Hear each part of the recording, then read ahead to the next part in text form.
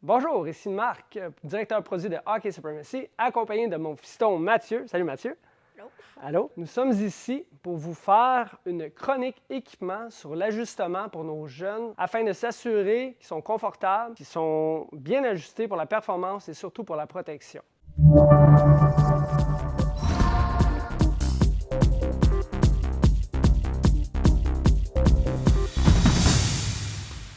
Maintenant, nous allons parler patins. Beaucoup de parents prennent des patins plus grands parce qu'on sait que ça coûte cher, nos jeunes grandissent vite. Mais des fois, c'est peut-être mieux de prendre un patin moins haut de gamme, mais s'assurer que le patin fit super bien. Ça va tout changer au niveau du confort, au niveau de la performance aussi. Donc, je vais vous montrer comment bien choisir un patin. Pour commencer, on prend toujours un brannock ou une mesure pour pied. Donc, on va commencer avec le pied droit. On accote le brannock un peu partout. Moi, je demande toujours aux joueurs ou aux joueuses de se lever. Je fais tout le temps faire une petite flexion avant et avec mon pouce, je pousse un petit peu au niveau de la cheville, juste parce que quand le patin est attaché, notre pied recule un peu. Donc ici, on voit sur le brannock un fit pro. Là. On va dire que mon fils grandirait plus des pieds du tout, il serait dans un 2.5 du pied droit. Par contre, là, vu qu'on veut laisser un peu d'espace, on va y aller pour un 3. On va vérifier le pied gauche maintenant. Donc, même chose, on plie le genou un petit peu, position patin, je recule. Ah, là, son pied gauche est plus petit. Il serait à 2 dans un Pro Fit, mais il faut toujours compenser par le pied plus grand. Donc, on va aller à 3, mais là, il va avoir plus d'espace. Je suis pas mal confiant que si je prends un patin aux alentours d'un grandeur 3, je devrais avoir une bonne idée. Par contre, les grandeurs peuvent différer d'une compagnie à l'autre. Donc, il y a une autre étape avant d'être certain pour la grandeur. Donc ici, j'ai des patins grandeur 3, une petite paire de Bauer. Quelque chose qui est primordial et qui ne ment pas, si vous voulez savoir si le patin est fait, c'est de sortir les semelles internes du patin. Si on regarde la composition d'un patin en dessous, ce qu'on appelle la semelle extérieure, le outsole, bien, la semelle intérieure est faite pour suivre le outsole. Donc, on voit que le patin déborde un petit peu sur les côtés, un peu vers l'arrière aussi, un petit peu en avant. Si son pied est bien ajusté, bien placé sur l'outsole, on sait l'espace qu'il va avoir à l'intérieur du patin au niveau de longueur et largeur.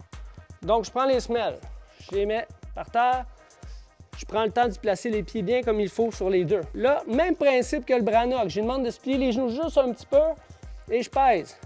Donc là, ici, on voit l'espace qu'on a à l'intérieur, qui est quand même beaucoup d'espace comparativement à ce qu'on appellerait un Pro Fit. L'autre étape maintenant, on met les semelles dans le patin. Puis moi, j'aime toujours faire assis le patin au début, détaché, pas lasser du tout. Parce que c'est bien beau vérifier la longueur du patin, la largeur. Il faut voir comment que le pied est placé dans le patin. Là, prends le temps de donner un bon coup de talon par en arrière, comme ça ici.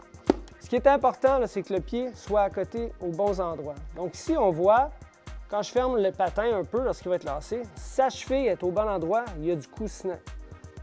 Donc, il n'y aura pas mal. Même chose de l'autre côté. Au niveau du volume, il y a un petit peu de volume ici. Il y a un trou. C'est pas catastrophique, mais c'est pas idéal non plus. Ça serait pas un fit optimal. Mais souvent, c'est ça qui arrive quand on prend des patins un peu plus grands.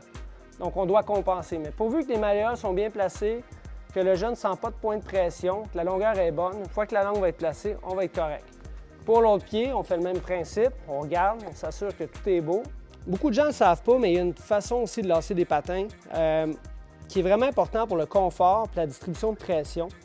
Dans le fond, c'est que le lacet qui passe en premier, celui qui passe en dessous, et le lacet qui donne le plus de pression, celui qui passe par-dessus, il y a moins de pression. C'est celui du dessous qui le tient. Chaque être humain, on a le pied à l'intérieur plus épais est plus élevé qu'à l'extérieur de notre pied. Donc, le côté médial est plus fragile. C'est là que les os sont surtout placés. Donc, c'est important de vouloir mettre plus de pression à l'extérieur du pied pour enlever des points de pression qui pourraient être de ce côté-ci. Donc, le patin droit, comme vous remarquez, je commence toujours par rentrer le lacet du côté droit en premier. Ensuite, je vais à gauche. Je fais ça jusqu'en haut. Pour le patin gauche, bien, c'est simple, c'est le contraire. On commence toujours à passer le lacet du côté gauche en premier. Dans ce moment, à la compagnie, ça a déjà été bien fait. On s'assure que les lacets sont de la même longueur. Donc, le patin gauche commence à gauche. Ensuite, je vais à droite. Et ainsi de suite. Okay. Nous sommes rendus au stade de mettre les patins. Pas si fort. Excellent. Donne encore le petit coup de pied, le petit coup de talon. Ouais, parfait. Le pied gauche. Même principe. Après, un petit coup de talon. OK. Les parents ont tendance à attacher les patins vraiment très serrés aux enfants, puis c'est une erreur.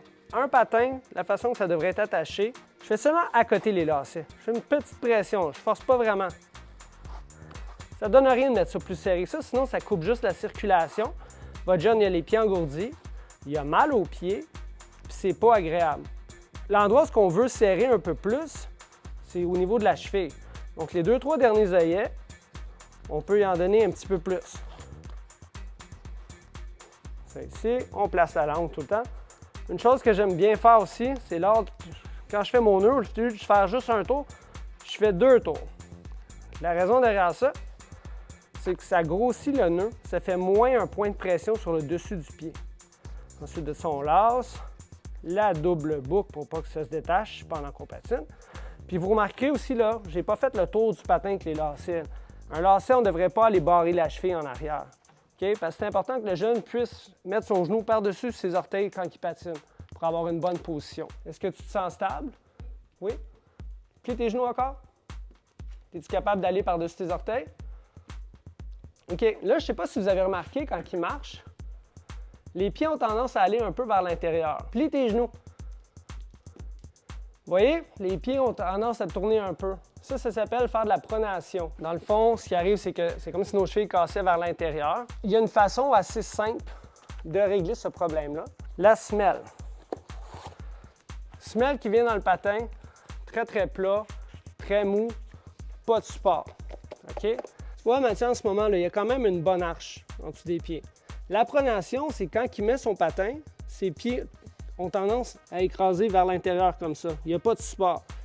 Le désavantage de ça, c'est que ça l'expose sa malléole, ça l'expose son naviculaire aussi qui est l'os ici, et aussi son gros orteil. Donc, ce qu'on va vouloir faire, c'est juste supporter son pied. Puis pour ça, on a les semelles qui ont un support d'arche. OK? Donc, le devant est mou, mais l'arrière est vraiment plus rigide. Ça va supporter son pied avec une bonne talonnière. Donc là, si on met son pied là-dessus, là, vous voyez, son pied, il est supporté. Son pied a moins tendance à vouloir tourner vers l'intérieur. Donc, ça, une fois ajusté dans les patins, là, vous voyez, elle est longue, on peut la couper. Ça va empêcher ses pieds de tourner vers l'intérieur. Ça va donner de la stabilité, ça va garder ses genoux plus droits et ses hanches plus droites aussi. Puis son patin va juste être mieux. Puis en plus de ça, bien, ça prend un peu de volume à l'intérieur du patin.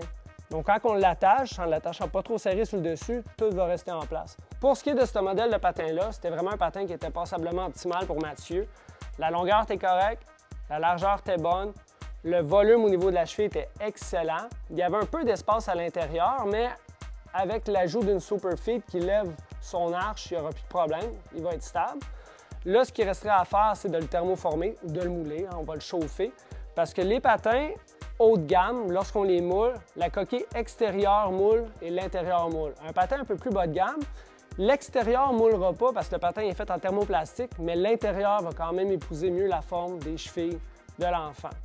Donc, puis en le thermoformant, bien, le patin, il va plus se fermer alentour du pied, puis on va vraiment maximiser le confort. Au niveau des lacets, là, c'est les lacets en coton standard de Bauer. Sont bien corrects. Des fois, les jeunes veulent avoir un lacet ciré, ce qui fait en sorte que le patin risque de moins se détacher durant le match, mais très important qu'un lacet ciré, c'est de s'assurer de bien l'attacher. Parce que si on le met trop serré, justement, on peut créer des blessures, des lace bites, comme on appelle.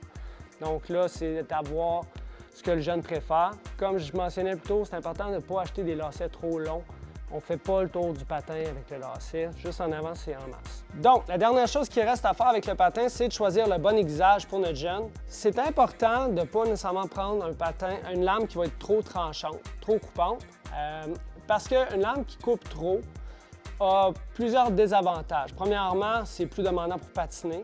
Ça demande plus d'efforts, on se fatigue plus rapidement. L'autre chose aussi, c'est que ça génère moins de vitesse. Puis souvent, les jeunes, encore une fois, sont encore au stade d'apprendre à patiner puis de maîtriser leur technique. Donc, une lame moins coupante, un, va être plus facile à freiner pour eux. Puis deux, ça va leur permettre de maîtriser leur corps plus rapidement. Donc, faire confiance à leur patin. Ce qu'il faut tenir compte, c'est que si on prend un exemple d'un aiguisage 5-8, cet aiguisage-là n'aura pas le même tranchant dépendamment le poids de votre enfant aussi. Un enfant plus pesant va la trouver plus tranchante et un enfant plus léger va la trouver plus glissante. Donc, c'est important. Il y a tellement d'aiguisages disponibles maintenant d'essayer différentes coupes et de vous faire conseiller afin de maximiser le coup de patin de votre enfant.